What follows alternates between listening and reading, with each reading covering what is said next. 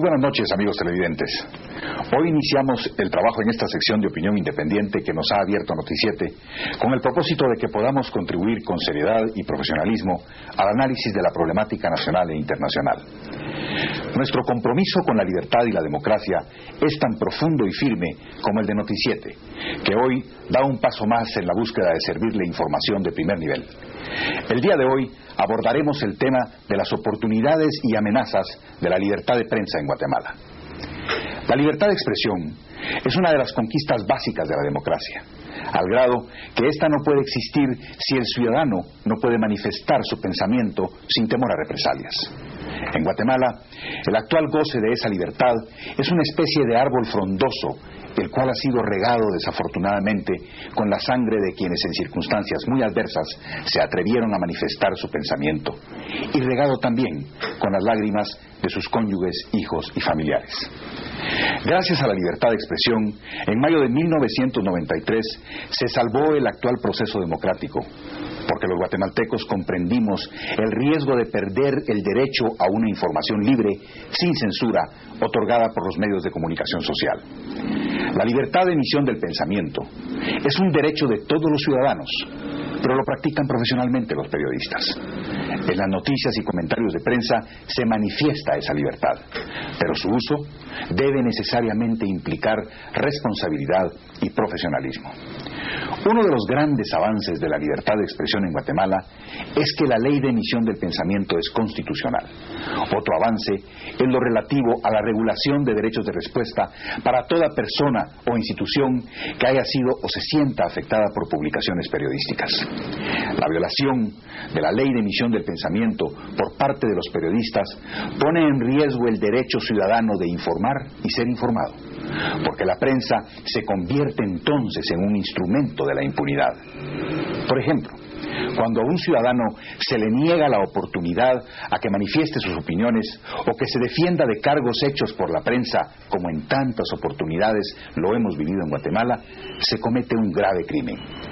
El derecho a la crítica se balancea con el derecho a la honra. Todos tenemos el derecho a defender nuestro buen nombre cuando se nos han hecho señalamientos falsos o se han expresado verdades a medias, o al menos expresar nuestra versión cuando hemos sido acusados injustamente por la prensa u otros elementos. Cada día que pasa, la prensa nacional debe ir tomando mayor conciencia de que publicar información sin previa investigación y confirmación de veracidad, o permitir comentarios que afectan a alguien para luego negarle el derecho a la defensa, es caer en la lamentable cultura de la descalificación, desgraciadamente tan común en nuestro país. Como todo poder, el de la prensa debe ser utilizado para cambiar la historia en beneficio de los pueblos, nunca para destruir honras, instituciones y figuras que adversen los intereses de quienes tienen el privilegio de dirigir al pueblo por los medios de comunicación social.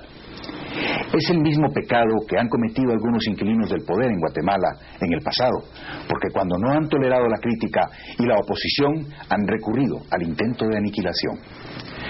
Nos hemos acostumbrado en Guatemala a no reconocer los méritos de las personas o de las instituciones.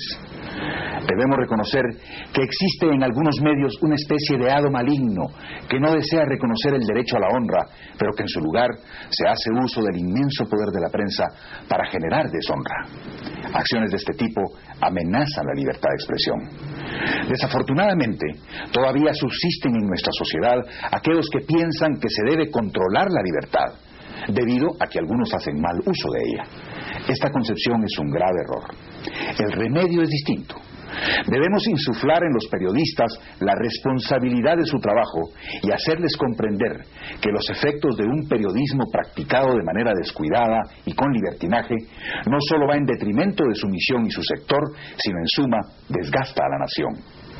Sobre todas las cosas, la práctica de un mal periodismo es castigada por el mismo pueblo cuando le retira su confianza al periodista o al medio, y en consecuencia hace perder credibilidad a quien abusa del derecho a expresarse.